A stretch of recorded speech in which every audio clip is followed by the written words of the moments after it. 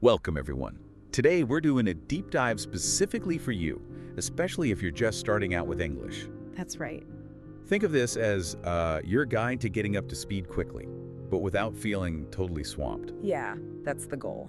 We've looked through a bunch of sources, the ones you shared, to pull out the best tips. We're covering things like setting goals, immersing yourself, and, importantly, how to keep going when things get tough. Exactly. Learning a new language, it can seem pretty huge at first, can't it? Oh, definitely. But these ideas, they really lay out a kind of roadmap. We want to show you the why behind these methods, not just the what. Okay, cool. So let's jump right in. Goals. The sources really hammer home that just saying, I want to learn English isn't very helpful. Why is being specific so important right at the beginning? Well, it's really about focus. Yeah. You know? A vague goal, it's like trying to hit a target in the dark. Right. Specific goals give your brain something concrete to aim for. So instead of improve vocabulary, maybe it's learn 10 new common words every week. Okay. And there's research backing this up. Specific goals tend to lead to faster progress. It just channels your energy better. That makes total sense. Gives you direction, and I guess it stops you feeling overwhelmed by, all of English. Exactly that. Specificity brings focus. It brings control. And linked to that is figuring out how you learn best. The learning styles thing. Yeah. Are you visual? Do you need to see it written down? Or auditory, learn better by listening? Maybe you're more interactive, kinesthetic, learn by doing. Trying things out early on is, well, pretty crucial. So there's no one-size-fits-all method then? Absolutely not. What's brilliant for one person might just not click for another. And part of this whole strategy involves setting a realistic timeline, too. Right. Break it down. Short-term milestones.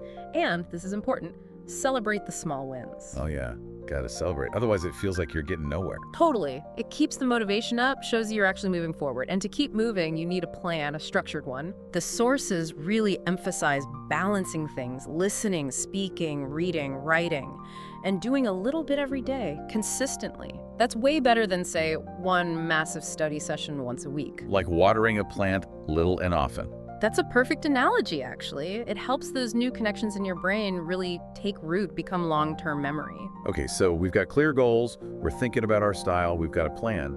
But how do we know if it's actually, working? Yeah. How do beginners track their progress? Good question. That's the next essential bit. Tracking progress keeps you motivated and shows you what's effective. Makes sense. One really practical idea is keeping a learning journal. Like a diary? Sort of, yeah. But focused on English. Jot down new words, grammar points, sure, but also reflect. What's hard? What's fun? How do you feel about your progress? Okay. And those measurable goals we talked about, learning maybe 50 words a month or 20 minutes of speaking practice daily, those give you clear benchmarks. Plus, lots of language apps, as the sources mentioned, have progress trackers built in, visual stuff like charts. Seeing that can be a real boost. Oh, I can see that. Little graph showing you going up that feel good. Definitely. But the key thing here is flexibility. As you improve, as you move from beginner towards intermediate, you'll probably need to adjust things. Okay. Your goals might change. The strategies that worked at the very start might need tweaking. So it's like a cycle. Mhm. Plan, do, check, adjust, keep refining it. You got it. Okay, now let's dive into something really powerful for speeding things up, especially for beginners. Immersion. Yes. Surrounding yourself with English sounds intense, but effective. It really is effective. The sources explain it, kind of mimics how we learn our first language, right? Just constant exposure, learning stuff in context. But how do you do that if you're not in an English-speaking country? You can't just pack up and move. No, exactly. But that's where all the modern resources come in handy. Watching English movies, TV shows, great start. The advice is maybe start with subtitles in your own language, then switch to English ones as you get better.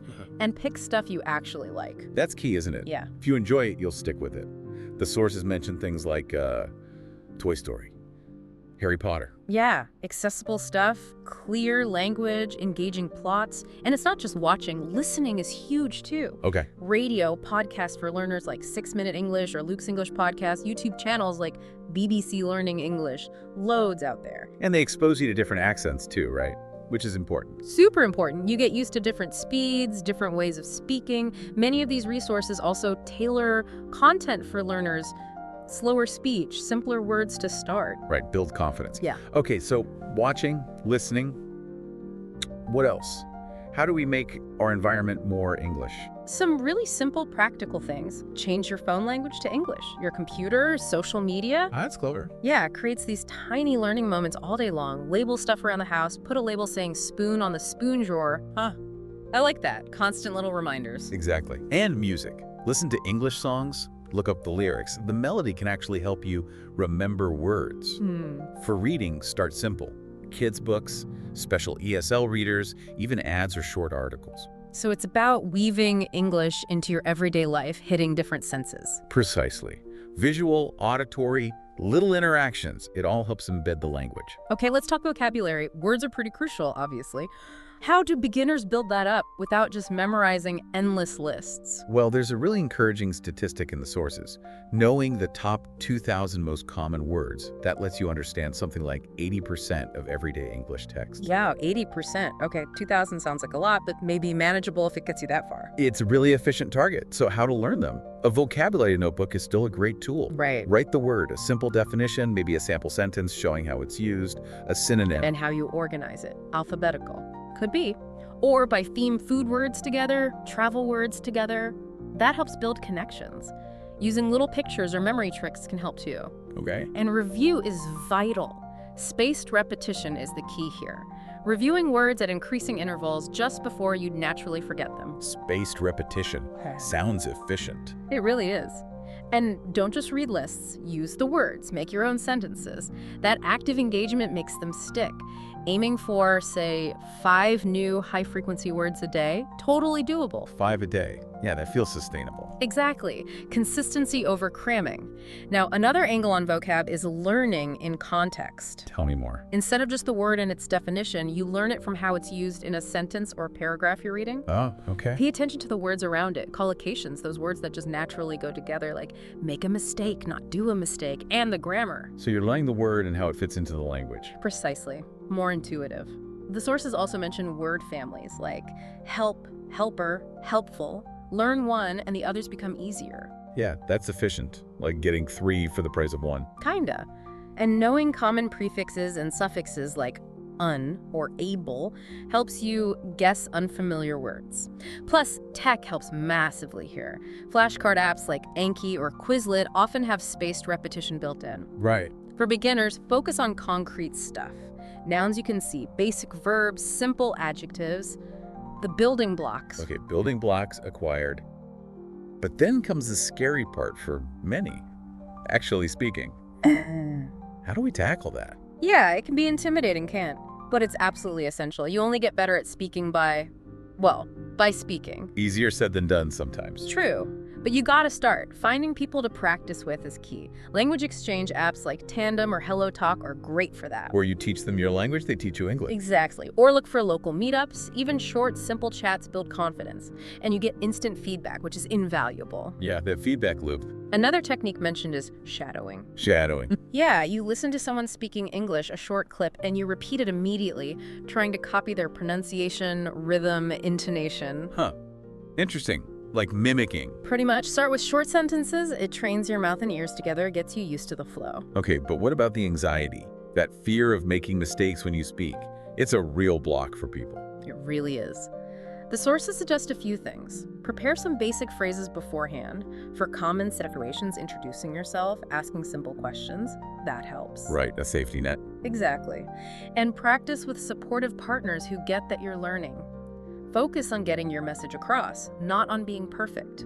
Perfection comes later, maybe never fully. Communication is the goal. That's a relief to hear. Communication over perfection. Absolutely. And mistakes. They're not just normal, they're necessary. It's how you learn. Don't let the fear stop you. Okay. Structured exercises can help too, like dialogues from textbooks. Recording yourself, that can be insightful, even if it feels weird at first. Compare it to native speakers. Self-analysis. Yeah. And role-playing. Practice ordering coffee or asking for directions, even just by yourself. Okay. Start small. Aim for just 1 or 2 sentences a day. Maybe keep that English diary we mentioned, but read the simple entries out loud. Low-pressure practice. Small steps build confidence. Got it. Precisely. Now, let's not forget reading and writing. They might seem less urgent if your goal is conversation, but they're super important overall. How do they fit in? Well, reading floods you with vocabulary and grammar in context. Writing forces you to actively use what you know, solidifying it. Right. Start simple, as we said, kids' books, ESL readers. Then gradually move to more authentic stuff, simple news articles, blog posts on your interests. Find that sweet spot challenging but not totally overwhelming. Okay. The comprehensible input idea. Exactly. And the diary idea works great for writing too. Start with one sentence a day, gradually make them longer, more complex, and looking back at old entries. Great motivator. You see how far you've come. Yeah, that visual proof of progress again. Definitely. And you can make reading and writing work together more actively. How so? After reading something, try summarizing it. Out loud or written down. Forces you to process it, use the language, Okay. or respond to it. What's your opinion? Got any questions? Engages you more deeply. Copying out good example sentences helps internalize structures too.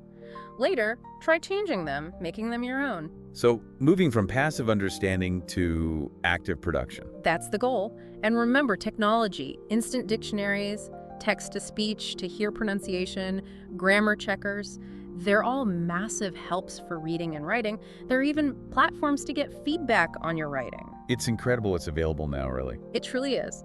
Which brings us neatly to leveraging technology more broadly. Right, there's so many apps and tools. Which ones are actually useful for beginners trying to move fast? Well, apps like Duolingo, TalkPal AI Chat, LingBuddy, they often use games and spaced repetition, which makes learning stickier and, frankly, more fun. Yeah, gamification helps. Then you have AI conversation partners, like Tutorlily or Univerbal. Great for practicing speaking without feeling judged or anxious. Oh yeah, that sounds appealing. Practice anytime. Exactly. And online English classes offer structure, teacher guidance, interaction with other learners, all with flexibility. So, a mix of tools might be best. Definitely. Customize your digital toolkit. Pick complementary resources for different skills. Maybe one app for grammar, flashcards for vocab, podcasts for listening. Mix it up. Yeah, rotate them to keep things fresh. And don't forget social media.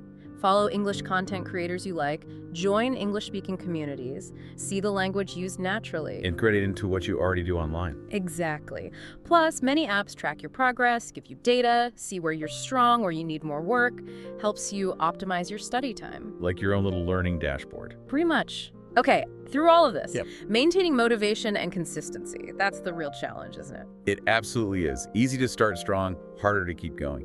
For sure. The sources really stress. Short, consistent sessions beat long, infrequent ones every time. Little and often, again. Yep.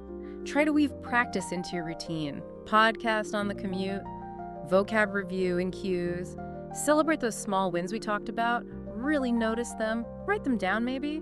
Use a tracker. Make your progress visible. That visual element seems key for motivation. It really helps. And connect with other learners.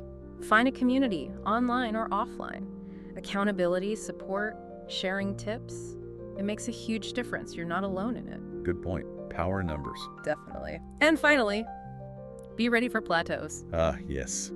The dreaded plateau where you feel stuck. Totally normal. Happens to everyone. When it hits, maybe shift focus. If speaking feels stalled, work on reading for a bit. Or revisit old material, see how easy it seems now. Right. Remind yourself you have improved. Exactly. Or try a totally new resource or method.